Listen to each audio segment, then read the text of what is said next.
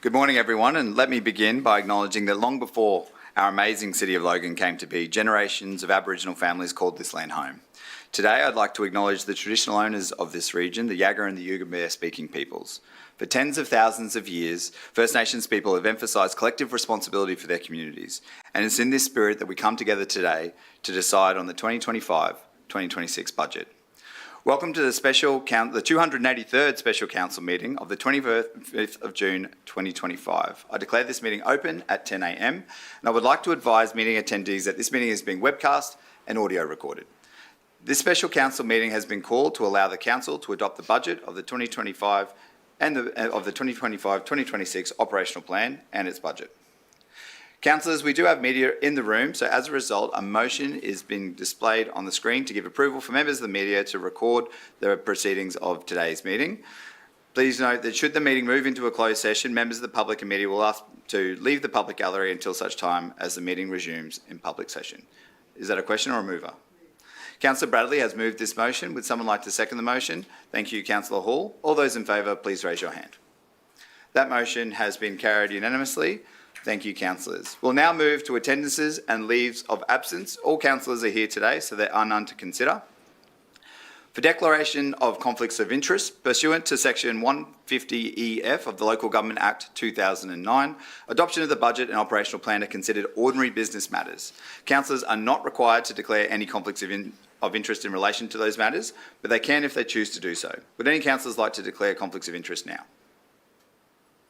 There being none, before we move into council reports, myself as the Mayor and Councillor Murphy as the Chair of the Special Budget Committee will both give our budget address and then we'll go to $2 billion budget does. After months of listening, it reflects what residents told us they wanted: practical solutions, real savings and investment in what matters the most. When we began this process in November last year, the financial outlook was bleak. The first draft of the budget showed a $16 million deficit. That's just to keep things running as they were. No new projects, no new services, just holding the line. That deficit was driven by rising costs, depreciation, electricity, construction, maintenance, all things council can't avoid. I knew at that moment we couldn't pretend everything was okay to the community, and I was determined to be transparent. And so I started telling Logan residents about the challenges we were facing. To cover the gap, we could have simply increased rates, but that would have meant a 23.5% rate increase to the bottom line, which would have been nearly an extra $15 a week for 59% of owner-occupiers in our city who are on the minimum general rate. That's not good enough. Not for our city and not for our people. Residents told us they did not want to choose between massive rate rises or deep cuts. Instead, they asked us to eliminate waste and find savings to keep the rate increase as low as possible. So we rolled up our sleeves and every single councillor in this room got to work. First, we looked for savings. We asked the organisation to eliminate waste and identify services that could be reduced without significant impacts to residents. Our staff responded by identifying more than $32 million of operational savings. This was a huge task, and I want to thank them for this effort. Next, councillors were disciplined. We took out the red pen and we said no to another $32 million of new spending because we knew that just wasn't affordable. Then we tackled rates reform. This was one of my key election commitments, and I want to thank councillors and the finance team, particularly Curtis Walters, for taking on this challenge. It was a lot of work. In 1994, Logan City Council voted for a new charge to be introduced on the rates notice, called the Community Services Charge. This was a fixed charge, which meant whether your property was worth $200,000 or $200 million, you forked out the same amount. For years, staff have been recommending that it be rolled into the general rate so it scales based on your unimproved property value. This is something I knew would benefit our ratepayers, but a change like this is complicated and we wanted to make sure we got it right. For 3 decades, Logan households have shouldered more than their fair share, while higher value commercial and industrial properties paid less. That wasn't fair, and we've fixed it. This will help us deliver vital community services without punishing households. But most importantly, it benefits 84.5% of ratepayers in our city. That's 116,000 properties, including 80,000 owner-occupiers who are better off with this change than they would have been without it. I want to give a quick shout out to Cornubia resident Jeff Baum, who also flagged that many people in our city were having to pay this charge multiple times on their rates because their single property was technically multiple parcels. For Jeff and people with properties like his, you are going to get a discount on your rates this year. Now, I know some residents, particularly those with higher property values, may see more of an increase on their rates than they're used to seeing this year. But this is about setting up a fairer foundation that leads to lower rate increases for all residential properties over time. This isn't about just now. It's about keeping rates lower into the future. That was our biggest rate reform, but we still went further. By looking to neighbouring councils like Ipswich, Moreton Bay, Sunshine Coast and others, we saw they have different vacant land categories based on the rateable value of the property. This helps them generate revenue, but we want this to encourage holders of vacant land to build on their properties. We want to see new homes being built and new jobs being created. For those who are owner-occupiers of multi-residential properties with granny flats, dual occupancies or auxiliary units, we're going to help you out. We're correcting your rates category so you can access the early payment discounts again. And with any changes we make to our rate system, we will continue to review and adjust the settings to make sure they're working as intended. This is not a one and done. This is an ongoing body of work to make sure our rate system is fair. And after all of that, identifying savings, saying no to new spending, and reforming our rate system, only then did we ask our ratepayers for help. Rolling the community services charge into the general rate means it will no longer appear as a separate line on the rates notice. When the majority of ratepayers compare the difference between those two lines last year to what their general rate looks like this year, you'll see it's barely increased at all, just over $17. But the only line that matters on your rates notice is the bottom line, because that's where you look, where you go to pay your rates. This year, for ratepayers on the minimum general rate, the increase to all rates and charges, including waste, water and sewerage, is 6.42%. That's one of the lowest percentage increases to the bottom line of any council in South East Queensland, and we've achieved that without any new levies and no hidden charges. For those ratepayers, it will mean an additional $3.90 a week, which is less than the cost of a 3-litre bottle of milk. This will give us a forecast surplus of $41 million. That may sound like a lot of money, but we saw this year how quickly that can be chewed up by increasing costs, and if we have any left over, we can invest it back into the city. For a household that earns $100,000, that's like having $3,400 saved at the end of the year, which is only $65 spare each week to deal with emergencies after you've paid your bills, groceries, and your mortgage or your rent.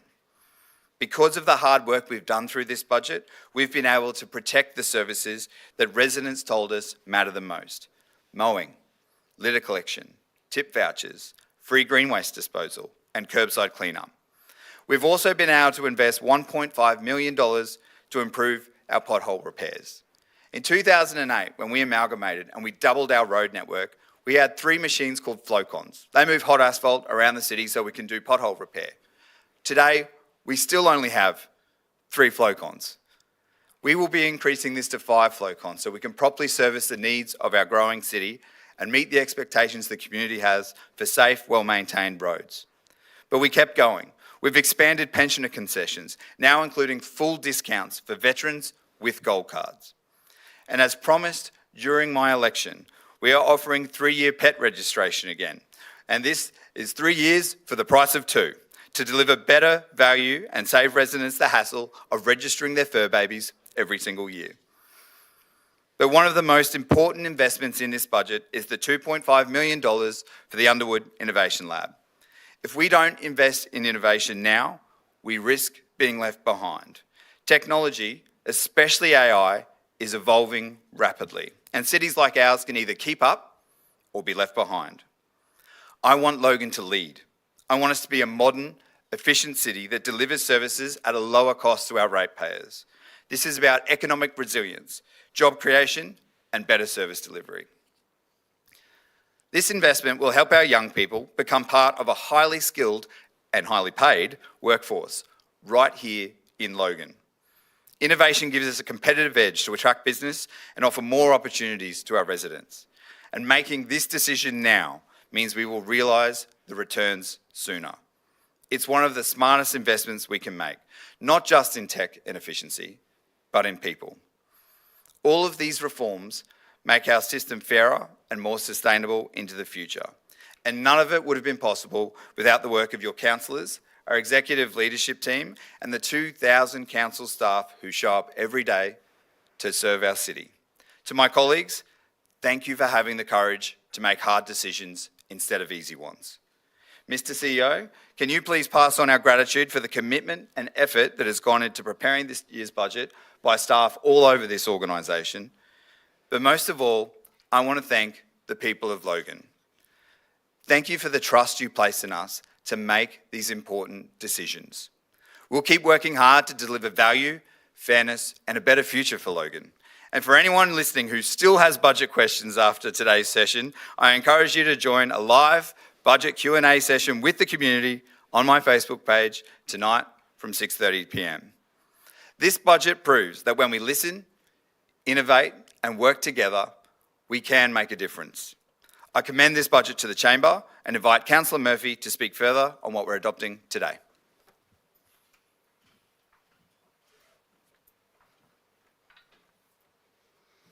Thank you, Mr. Mayor, and thank you everybody for attending.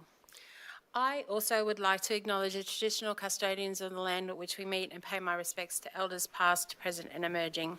So thank you, Mr. Mayor, and once again it is my honour to stand alongside you and our colleagues to present the Logan City Council's 25-26 budget. As the Chair of the Special Budget Committee, I wholeheartedly endorse your remarks. This year's budget has been one of the most challenging in memory, and that's no exaggeration. Council has made some difficult but necessary decisions to deliver efficiencies, savings, ensure to continue delivering vital programs and services the community depends on. Firstly, I want to thank my fellow councillors and the dedicated council staff who have worked incredibly hard over the last months to bring us to this point.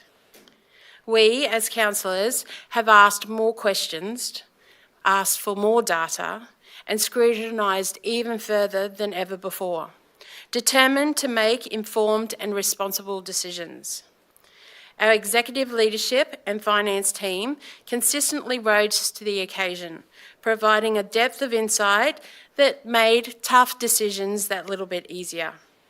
With rising costs beyond our control and growing population, we worked diligently to keep this year's budget on track.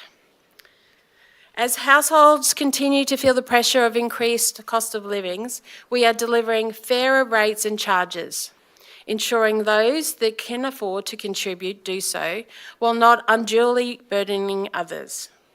As Mr. Mayor outlined, this reform has been supported by $32 million in organisational savings and efficiencies. These funds lay the foundation for growth that lies ahead. Thank you to our council staff. We understand that these changes mean doing more with less, and this may be the new norm for some time. Your contribution is valued to us, the councillors, and to the ratepayers that we all serve. Now let's turn to some key highlights for this record-setting $1 billion plus budget. Roads, water and infrastructure. Our community consistently prioritises roads, bridges and water services, and rightly so. As new neighbourhoods emerge, building roads is essential for connectivity, just as maintaining existing infrastructure is critical. This year, Council is investing $146.8 million in capital works for roads and drainage, from new footpaths, cycleways to major upgrades. Mr. Mayor mentioned that $1.5 million is allocated to pothole repairs, especially following the particularly wet season. With the average of 18,000 potholes repaired annually, this remains a high priority. In water and wastewater infrastructure, nearly $138.5 million is being invested to support the demands of our growing city, because those everyday actions that we take for granted, like turning on your tap, depend on forward-thinking investment. Our community and recreation. This year, we're allocating $23.3 million for new and upgraded community infrastructure, ensuring our libraries, sporting fields, parks, centres remain vibrant and accessible. Over $9 million will go towards improvements of local clubhouses, field lighting and scoreboards. Key projects included are the finalisation of the 50-metre redevelopment of the Beanley Aquatic Centre and the opening of the new Flagstone Community Centre. On safety and amenity, the success of our illegal dumping test efforts, removing more than 11 million litres of waste, means that now becomes a permanent part of our operations. It is supported by 1,400 safety camera network, and the network is receiving $207,000 this year to ensure it continues to support the Queensland Police to identify antisocial behaviour and keep our community safe. Our parks remain a point of pride. We're committing $15.9 million towards capital works, which includes $6.8 million this year for Waterford West District Park, naturalisation of Sturdy Park concrete drain in Loganlea to support our local ecosystem, and reallocating $555,000 saved funds to enhance Tudor Park at Logan Home. Economic development and local businesses.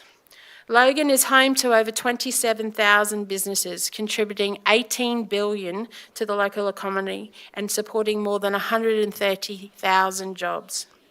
We continue to back our local enterprises through programs from the Logan Office of Economic Development, and this year we are scrapping the $778 food van application fee to support mobile food operators and give them the green light to grow. And now we're investing $4.64 million to the revitalisation of Meadowbrook. This is a key health and transport precinct set to become one of Logan's thriving hubs. Environmental and sustainability. Protecting our world-class natural environment remains cornerstone to our vision. More than $12 million from the environmental levy will go towards projects to restore waterways, combat invasive species, support wildlife corridors and engage the community through education and grants. These investments ensure our rivers, wetlands, bushlands and biodiversity are not only protected but enhanced for the future generations. And in closing, this budget speech captures only a snapshot of what we're delivering. While some decisions were difficult, others were crystal clear because they promised lasting positive impacts for our people of Logan. Every person in this room has a community heart, and that will always guide our work. Thanks for the thoughtful and responsible decision making. Logan City Council is equipped to lead our city with confidence and with strong future. With that, Mr Mayor and my fellow councillors, I am proud to present the 2025-26 budget. Thank you. Thank you, Councillor Murphy. Great work. We'll move on to item 4.1, which is the Logan City Council Operational Plan 2025, 5.1, 2025-2026. This is a public report with confidential attachment. It has been recommended that if council wishes to discuss the matter, it should be done so under closed session. Do any councillors wish to move into closed session? There being none, there is now a motion on the screen to consider. Councillors, you have a motion on the screen. Would someone like to move that motion? Thank you, Councillor Bannon, seconded by Councillor Murphy. All those in favour, please raise your hand. That has been carried unanimously with the exception of Councillor Bradley. How do you vote? Against. Thank you, Councillor Bradley. The councillors, we now move on to item, stand by while I scroll through a lot of stuff, 5.2, which is the adoption of the 2025-2026 budget. I note we have 2 updated confidential attachments for this item. We will need to pass a motion to table the updated attachments, which were circulated to councillors on the 18th of June. There's a motion displayed on the screen. This is a procedural motion which I move, so I need no seconder. All those in favour, please raise your hand. That has been carried with the exception of Councillor Bradley. How do you vote? Abstain. Thank you, Councillor Bradley. I now refer to the report, noting that it is a confidential report. Do any councillors wish to move into closed session to discuss this? You will have an opportunity to speak to the report once we've moved the motions. There being none, skip through. Councillors, please be advised there are a number of recommendations in relation to item 5.2. These will be displayed on the screen as we move through them one by one. And I'll give a brief explanation as to what each motion is so the gallery understands what we're voting on, and to give the team an opportunity to bring up the next motion as well. Councillors, the first motion is the differential rates motion for rating categories. A general rate category is assigned to every rateable property in the city. The categories are set based on how properties are being used and include a range of residential, commercial and industrial categories. This resolution sets the applicable categories and their associated description for 2025-2026. Would anyone like to move this motion? Thank you, Councillor Murphy. You can. Councillor Bradley. I'd like to ask a question on notice to the Director of Organisational Services, please. You can ask. Is he able to come? He's got a microphone up the back. It's all good. Could you please answer, is the conservation land considered within the vacant land category? No, it's not specifically considered within the new vacant land category. It's included within the vacant land category under that normal category. So like any other vacant land with a conservation overlay will be considered the same as other vacant land within that new rating category. So just to correct, the conservation land will be considered as vacant land, correct? Correct, that's my understanding, yes. Councillors, I've had a mover from Councillor Bannon, a seconder from Councillor Murphy. All those in favour, please raise your hand. That has been carried unanimously with the exception of Councillor Bradley. Councillor Bradley, how do you vote? Against. Thank you, Councillor Bradley. We now move on to Resolution 2, which is the differential general rates. As the general rating categories and their descriptions have been set under Resolution 1, Resolution 2 sets the charges that apply to each general rating category. For 2025-2026, the minimum charge for the residential owner-occupied category for 2025-2026 will be $1,616.24. This is an increase of $462.36 from last year. For those of you who are playing at home, the old community services charge was set at $445, which means that by combining the old general rate with the old community services charge, the only difference between the new general rate is $17.36. That's a 1.07% increase on this part of the rates notice. Would someone like to move the motion on the screen? Thank you, Councillor Murphy. Seconded by Councillor Hall. All those in favour, please raise your hand. That has been carried unanimously with the exception of Councillor Bradley. How do you vote? Against. And Councillor Heremiah, how do you vote? Against. Thank you, councillors. That will be noted.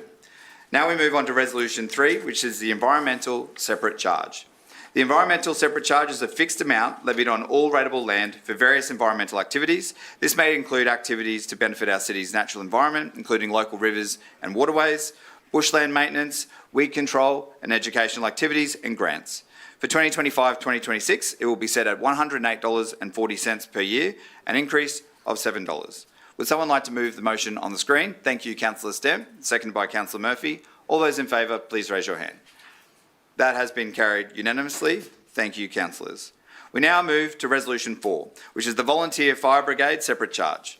This charge is a fixed amount levied on all rateable land to assist in funding the rural fire brigades. For 2025-26, it will remain unchanged at $1.64 per year. Councillor Bannon would like to move that motion and Councillor Murphy has seconded that motion. All those in favour, please raise your hand. That has been carried unanimously. Thank you, councillors. We now move to Resolution 5, which is the sewer utility charges. These charges relate to the cost to maintain the sewer network. They differ depending on the type of property, type of connection and amount of connections. For a standard residential property, the charge for 2025-26 will be $808, an increase of $59.96. Would someone like to move this motion, please? Thank you, Councillor Murphy. Would someone like to second this motion? Thank you, Councillor Jackson. All those in favour, please raise your hand. That has been carried unanimously. Thank you, councillors. We now move to Resolution 6, which is the Sewer Trade Waste Utility Charges. Trade waste charges consist of two components: a base charge to maintain the network and a volumetric charge based on the usage at the property. The base charge is an annual fixed charge applied to each approved trade waste connection located on the property, and in some cases, additional charges may apply where a connection produces levels of hydrogen sulphide in excess of the limits or where particular pollutants are discharged. These charges do not apply to residential properties. Would someone like to move this motion?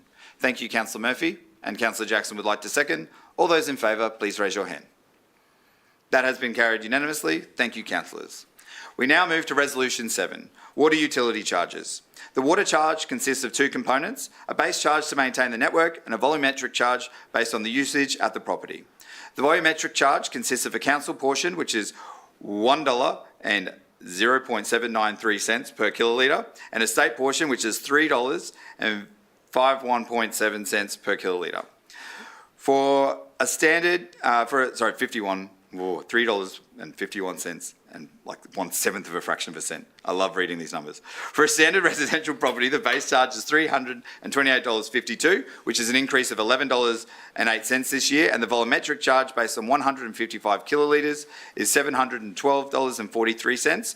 Of that, council is $167.29 and state is $545.14, an increase of $5.66 on council charges and $11.32 on the state government's bulk water charges based on 155 kilolitres of usage. Would someone like to move that motion, please? Thank you, Councillor Murphy. Councillor Jackson has seconded. All those in favour, please raise your hand. That has been carried unanimously. We now move to Resolution 8, the Waste Management Utility Charges. Waste charges predominantly consist of charges based on the garbage services available at a property, the exception being with new commercial garbage charge. There are a range of different services available, which means the charge to property owners will differ.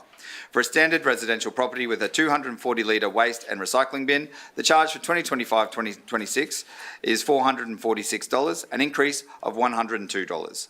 Would someone like to move this motion, please? Thank you, Councillor Murphy, seconded by Councillor Stemp. All those in favour, please raise your hand. That has been carried with the exception of Councillor Bradley. How do you vote? Against, particularly number 10. Thank you very much, Councillor Bradley. Councillor, we now move to Resolution 9, which is Levy and Payment. This resolution sets the dates of the rates levy. Logan issue rates notices quarterly with a due date for payment roughly 30 days from issue date.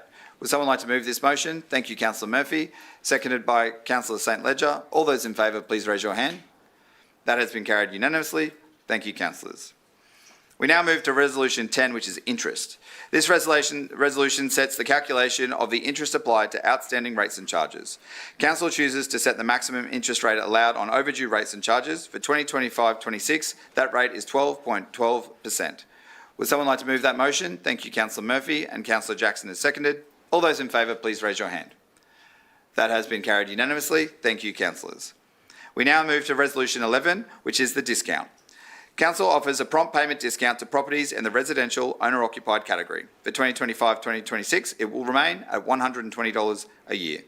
Would someone like to move that motion? Thank you, Councillor Murphy. Seconded by Councillor Jackson. All those in favour, please raise your hand. That has been carried unanimously with the exception of Councillor Bradley. Councillor Bradley, how do you vote? Against. Thank you, Councillor Bradley. That will be noted. Resolution 12 is the Sporting, Recreational and Community Organisation Concessions. This resolution outlines some concessions on various water, sewer and waste charges which are offered to sporting, recreational and community organisations. These concessions are for a portion of the charges raised and differ depending on the category which the organisation eligible for the concession falls into. Would someone like to move this motion? Thank you, Councillor Murphy. Seconded by Councillor Hall. All those in favour, please raise your hand. That has been carried unanimously. Thank you, councillors. We now move to Resolution 13, Community Organisation Concessions. Similar to Resolution 12, this resolution offers concessions on various charges, including refuse disposal charges and trunk infrastructure charges to community organisations. Would someone like to move this motion? Thank you, Councillor Murphy. Seconded by Councillor Jackson. All those in favour, please raise your hand. That has been carried unanimously. Thank you, councillors. We now move to Resolution 14. There's 22 of them. We're nearly there. This is the pensioner concession. There are two components to the pensioner concession offered on rates and charges. The state component, which varies, but for most pensioners will be $370.32, which is no change. And the council component will be $469.04 to a maximum rate pensioner and $234.52 to a non-maximum rate pensioner, which is an increase of $8.64 and $4.32 respectively. Would someone like to move this motion? Thank you, Councillor Murphy. Councillor Bradley, second the motion. All those in favour, please raise your hand. That has been carried unanimously. Thank you, councillors. Resolution 15 is concessions for environmental land previously zoned residential conservation. Environmental land previously zoned as residential conservation may receive a concession. There are currently only 11 properties who receive a 25% concession, and there are currently no properties within the city that receive the 50% concession. This is a carryover from many years ago, and the number of properties are slowly transitioning away. Would someone like to move this motion? Thank you, Councillor Murphy. Councillor Jackson has seconded. All those in favour, please raise your hand. That has been carried unanimously. Thank you, councillors. We now move to hardship concessions, which is Resolution 17. The legislation allows council to use its discretion to grant concession under hardship grounds. This resolution sets out those parameters. Sorry, was someone asking a question? Oh, sorry. Thank you. We'll go back one. Resolution 16. And just remember the hardship concession when we get to it. Is the environmental levy concessions. The environmental levy concession provides a full 100% concession to the environment separate charge where a valid and current voluntary conservation agreement or voluntary conservation covenant exists on a parcel of land. Would someone like to move this motion? Thank you, Councillor Stemp. Seconded by Councillor Murphy. All those in favour, please raise your hand. That has been carried unanimously. Thank you, councillors. Hardship concessions. As already described, this resolution sets out the parameters under which we offer hardship concessions. Would someone like to move that motion? Thank you, Councillor Murphy. Seconded by Councillor Jackson. All those in favour, please raise your hand. That has been carried unanimously. Thank you, councillors. Resolution 18 is farming land concessions. This recommendation outlines the circumstances where a farming concession may be applied. A farming concession treats multiple parcels of land as one parcel of land for the purposes of separate charges, i.e. they pay one separate charge instead of multiple. Would someone like to move that motion? Thank you, Councillor Stemp. Seconded by Councillor Murphy. All those in favour, please raise your hand. That has been carried unanimously. Thank you, councillors. Resolution 19 is cost recovery fees. To set the various cost recovery fees to be applied from July 1, 2025. Would someone like to move this motion? Thank you, Councillor Murphy. And Councillor Jackson has seconded. All those in favour, please raise your hand. That motion has been carried unanimously. Thank you, councillors. Resolution 20 is commercial and other charges, which sets the various commercial and other charges to be applied from July 1, 2025. All those in would someone like to move that motion? Thank you, Councillor Murphy. Councillor Jackson is second. All those in favour, please raise your hands. That has been carried unanimously. Thank you, councillors. I now move to Resolution 21, which is the adoption of the budget. To adopt the various policies, including council's debt, investment and revenue policies and budget documents, including the total value of the change, statements of income and expenditure and the long-term financial forecast, measures of financial sustainability and the revenue statement. Would someone like to move this motion? Thank you, Councillor Murphy. Councillor Jackson has seconded. All those in favour, please raise your hand. That has been carried unanimously with the exception of Councillor Bradley. Against. And Councillor Merrimeyer. Against, and when can I speak on these? In 2 seconds, I'll make everything public and then you can speak about it at your heart's content. Thank you. Resolution 22 is that upon the adoption, the confidential attachments to the report titled Adoption of the 2025-2026 Budget will be placed into the public records, and I'll open the floor for discussion after we've moved this resolution. Councillor Murphy has moved that motion. Would someone like to second that motion? Thank you, Councillor Bennon. All those in favour, please raise your hand. That has been carried unanimously with the exception of Councillor Bradley. It's just making the resolutions public, like the documents public. Okay. Happy to carry that one. Thank you. That has been carried unanimously. Thank you very much, councillors. Councillors, I'll now open the floor for discussion on the budget and its attachments. Would anyone like to speak to the budget? Councillor Bradley, you may proceed. Thank you, Mr Mayor. My colleagues may disagree with my decision today. I'm upholding my promise, my commitment to my community. This budget lacks value for money and doesn't align with their priorities. Thank you, Councillor Bradley. Would anyone else like to speak to the budget? Councillor Jeremiah. Thank you, Mr Mayor. Today I rise to speak about the budget, which is a really exciting time, and it's been fantastic to be a part of the process with all the councillors and all of the workshops that we went through. Specifically, I'd like to speak on a document that I wrote. It's a 7-page policy position, and it breaks down what are my thoughts, what's the context, and the specific items that I think are important for this budget and future budgets. One item that I'd like to discuss is in motion 21. Motion 21BI, it states that, quote, Point the of debt order, policy... Mr Mayor. Sorry, you've got a point of order, Yeah, Councillor Wilcox? I have no idea what document Councillor Heremiah is referring to. Councillor Heremiah, did you circulate to all councillors? I know you sent it to Yeah, my... it's been sent to the CEO, it's been sent to the mayor, it's sent to all the councillors, and in fact, it's available online as well. Just 1 second, Councillor Wilcox. If you check the emails, I'm not on there, and I think someone else is missing off it as well, so it hasn't been circulated to everyone. There you go. Can you table that document for me so that it's part of the Happy to minutes? table the document. Yeah, happy to table the document, and then I'll get... He's tabled it. He doesn't need a seconder, but thank you. That is a procedural motion. All those in favour, please raise your hand. That has been carried with the exception of Councillor Wilcox. I'll get the document tabled, which means that the CEO will organise to have it distributed to Councillor Wilcox. Do you know who the other person that was missed, Councillor Wilcox? Okay. Just make sure it's distributed to all councillors, please, Mr CEO. Councillor Heremiah, you may proceed. Thank you, and the document's available online. It's available to all councillors, it's available to everyone who has access to the internet. So it's a good read. But what I specifically wanted to talk about was... If you don't the say debt so policy. yourself, Councillor Heremiah. So the debt policy, what's happening with council is that council's borrowing a record amount of money. But what's the money being spent on? It's being spent on infrastructure, on assets. It's not like council's living off a credit card. And that's a good thing, that the money that is being borrowed is being spent on assets like roads, water pipes, things that are physical, tangible assets that will be in the community for a long time and support our city. One concern that I have is how we're going about borrowing that money. Now, I've raised this at the very beginning of this term, and I raised it last year in the budget as well. But basically what council does is it borrows most of its money and most of its loans through long-term fixed rate loans from the Queensland Treasury Corporation. I think that council should consider diversifying those maturities because interest rates change and we don't want to expose ratepayers to unnecessary interest rate risk. We should at least investigate, do some maths behind should we borrow some of our loans at shorter term maturities and some at longer term maturities. I think that's a really important thing and I look forward to working with the council organisation and all the councillors to progress that work.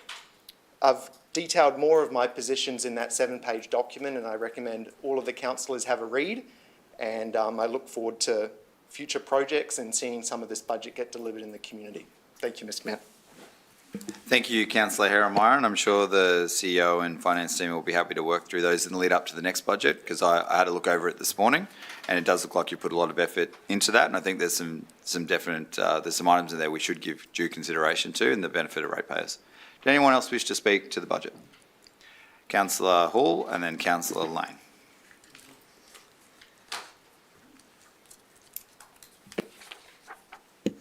Thank you, Mr Mayor.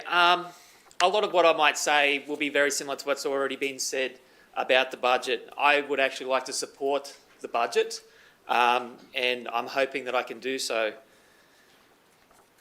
Logan's $1.22 million budget focuses on efficiency, fairness and delivering essential infrastructure and services for the fastest growing city in Queensland, which is Logan.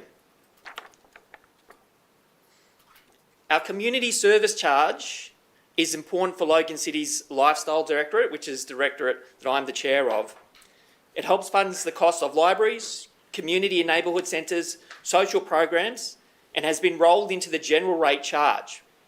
The community service charge was introduced in 1994 and has been a fixed charge ever since, meaning that residential ratepayers have been paying more than their fair share when compared to higher valued commercial and industrial properties across the city. This budget will fix that. Any council that works should look to improve the way their budget is. We need to look at the bottom line. We need to look at our balance sheet at the end of every year. We need to improve things that are not fair for our community. This budget fixes that. So it's a very important step. We will be maintaining important community programs and services, including mowing, litter, collections, tip vouchers, free green waste disposal, curbside collection, and free trees, which is very popular in Logan. We'll be removing the 778 food van application fees to encourage more businesses like this. And a lot of people who are starting out in business often need to start with food vans and things like that. So we need to help the little bloke. This budget does that. With pet registrations, we're introducing a 3-year option, which means you can register your pet for 3 years at the cost of only 2 years. And, you know, a lot of people in Logan have pets. Pets are very important to Logan. So once again, we're helping our residents. Grassroots sports and infrastructure. We have over $9 million for clubhouses, for lights and scoreboards. A lot of our community goes and supports our clubs. So anything we invest into there helps the residents of Logan. We have travel assistance for people attending elite competitions with $50,000 extra above the existing $50,000 allocation. And this is great. This means that some of our young people will get to go to those sports events in other states, in other areas. We're supporting sports in Logan. Safety and amenity, the Illegal Dumping Task Force has $440K. CCTV has $207K against it. And the CCTV program has helped our local police, and that has helped our local residents. Our community infrastructure, our $23.3 million capital program. Community infrastructure is things like our community centres, our libraries, all the things where the community goes to come together. Parks includes $5.9 capital program, and this includes the Sturdy Park Drain Naturalisation, which is $973,000. This is a very important program which is happening in Division 6, which is naturalising a cement drain that runs through one of my main parks in the city. It is very vocal. Anyone who goes on the train can see it, and people often say, why is there so many shopping trolleys in that drain? I'm hoping that by naturalising some of our areas, we can stop that from happening, beautifying our city, making pride in our city, and locations where people want to go to. We also have $6.8 million for the Waterford West District Park, which is going to be a fantastic park. It'll possibly even rival Riverdale Park, which is the dinosaur park, one of the most popular parks in Queensland. Is that park in your electorate, councillor? That park is in my electorate. Just checking. And also for Tudor Park, $555,000 relocated funding over 2 years. We're ensuring curbside collection will continue. We're not going to cut it. It's a very easy thing to cut curbside. And then you will feel the heat from the community because a lot of people rely on curbside collection. It does make a lot of people upset, I understand. But without it, where else would the rubbish go? It would still go out on the curb. Tip vouchers and free green waste dumping will continue. And last of all, this one's really special for me. I'd like to say that Logan cares about its veterans. For the first time, pensioner concessions also extend to properties where at least one owner is a veteran who holds a gold card. Now, some people may not be happy with the budget, but I certainly would not say that this is a bad budget. Any budget that helps the residents, looks after the communities, and especially looks after our residents and our veterans is a fantastic budget, in my opinion. Thank you. Thank you very much, Councillor Hall. Councillor Lane. Thanks very much, Mr Mayor. I'll start this with a disclaimer. So usually when I'm speaking in this chamber, I'm extraordinarily positive about our city and the wonderful things that we achieve together. But today, this little ray of sunshine is going to be talking about some stormy weather stuff. So if I offend you, apologies. Last year, we sat in this chamber really proud of ourselves for producing a budget that was responsible, that helped people, and literally months later, we were smashed by bills that we just weren't expecting, depreciation being the number one thing. And I know that you're working on that, trying to get the feds and the state to change the way in which depreciation methods are calculated for councils, because we can't claim them. Unlike businesses, we can't claim those costs. We're stuck with them. And instead of actually just passing that on to the ratepayers, we all work together to actually get great outcomes.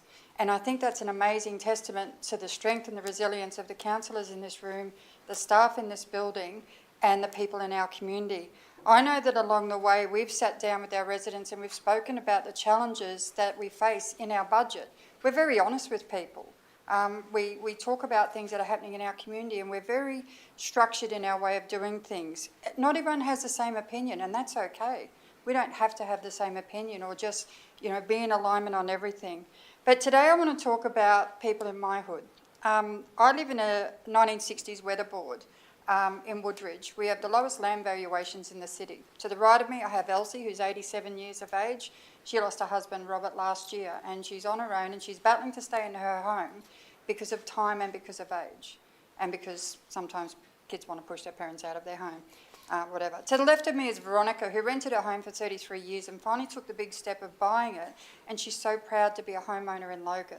So when I look around my community, I see Earl down the bottom who works for Energex. He's raising his family, and he's also housing a mate who fell on hard times and needed a place to live. I've got Tay, who's a home daycare worker who has 2 children. She's paying a mortgage and she's doing it really tough. Littered around us are public and private rentals, and people each have their own levels of income stress and challenges within their lives. And I don't poke into that, but what I do is I go and have a chat to them about what we're talking about when it comes to budget and the pressures that we're facing, but also trying to gauge what is okay to them. And when I talk about these people, I have single parents who rent, who, were in a car accident and they were living on $910 a fortnight and paying $900 in rent. Their owner had owned the house for 20 years, put the rent up every time the lease came due, but always blamed it on council rates and charges, which is just poppycock. It is what it is. I raised my neighbours today because they reflect good people in my division, and indeed the whole of the city. They quietly go about their lives, they pay their bills, and they keep their homes tidy. I talk to them quite often. I talk to people at my weekly mobile offices, and I tell them the challenges that we're going through. Most people in the city believe that their rates are an investment in community. They believe that you don't spit in a well that you drink from daily. So they get really upset when I talk to them about the challenges that we face with repair bills. And I talk about repair bills not to bring the city down, but to actually bring to light problems that we've been facing over the last number of years with people damaging public infrastructure. We've had toilets burnt. We've had signs knocked over by morons driving down streets acting like lunatics. We've had decontamination of public parks where groups of people have been living in there and just dumped, what was it? It was 19 truckloads of rubbish was dumped in Beenleigh. Contamination costs to clean that up are all against the budget. And because we've been so open with the community, they understand that there's a lot of pressure in this budget. And I thank them for their consideration because they're actually being very kind about what we can do. Now, illegal dumping is a pet bug of mine. Dobbin a Dumper started off, it morphed into the Illegal Dumping Task Force, and 11 million litres of rubbish have been removed from local areas. Gating and cleaning up was something that we committed money to as a temporary measure, and in this budget we've made it permanent. I'm so proud of each and every councillor here for making that permanent, because it really makes a big difference in the reflection on the city when you don't see waste on the side of the roads as you're driving down. When our council officers go out and investigate that and try and do the right thing for neighbours and relatives and friends within the city. And let's be honest, our council officers, the majority of them live and work in the city. So we're really fortunate that we have people that are looking out for bang for buck on projects in our local community. There are so many things there that are happening where repair bills are just going through the roof. And we have to build that into a budget, and we've done it really well this time around. I'm so proud of this city. Mr Mayor, after the last budget, I was approached by a veteran who said he felt very marginalised in this city. He was a gold card holder. He served in Vietnam and he came back damaged. He never worked again. He waited until his son was 18 years of age to buy a house because he got his son on the deed with him. That's how he could afford the loan. And he said, I feel different to mates that I serve with. Same corps, same service in Vietnam, and whether it was Vietnam, Afghanistan, the Middle East, Somalia, it doesn't matter and it shouldn't matter. Our gold card holders should have been treated the same. So I brought that to a committee and my councillor colleagues absolutely agreed that this was not acceptable. That's in this year's budget. We're equalising people for their years of service. And it makes them feel good about themselves. It makes them feel like people appreciate the service that they've given to our nation. Being damaged for 40 plus years, having to live that life after service to your nation is not an easy thing to do. I'm really proud of our council for doing that. I think you're an amazing bunch of people and you fought really hard to find the funding for that project. I fight for things in my project, in my area all the time. Like I barney you guys for every cent. I've got a youth centre that's smashing it out of the park. The roads are still being done. We're still getting, different things happening in the community. And whether it's our Roads Capital program where we're getting car park rehabilitation, shared pathways, cycle upgrades, earth retaining structures, local road upgrades, we're actually really doing a really good job of this. Now, one of the things is, a little while ago we had a report that came to council and it was titled the UN Habitat Quality of Life Initiative.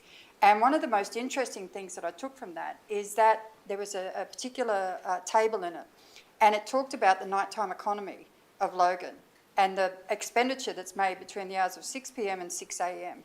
And in Logan, it was $1.43 billion. That's not daytime coffees and lunch.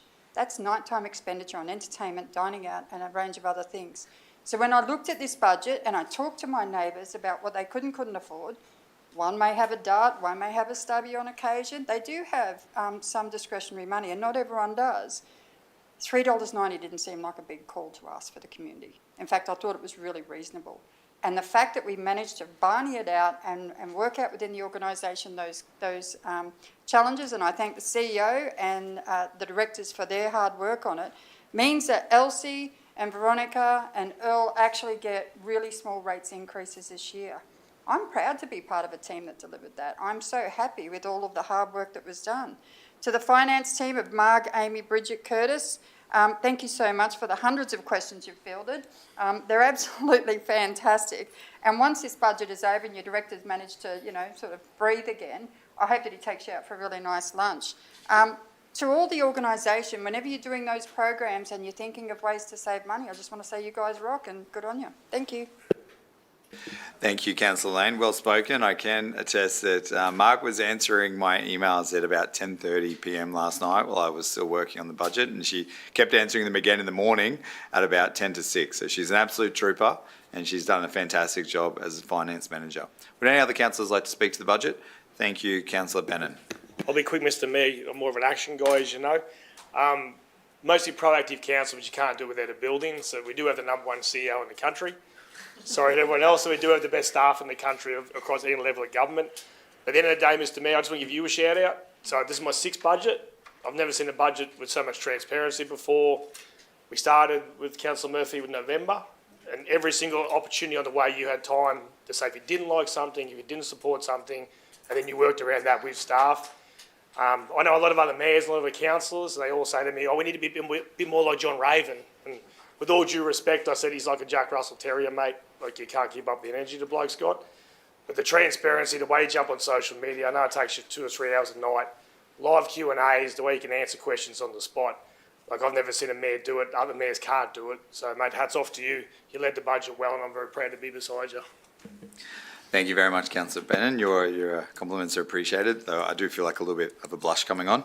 Yeah, would any other councillors like to embarrass me any further or make some comments about the budget? There being none, there are no late reports for this agenda, and I declare the meeting closed at 10:54 a.m. Thank you and good work.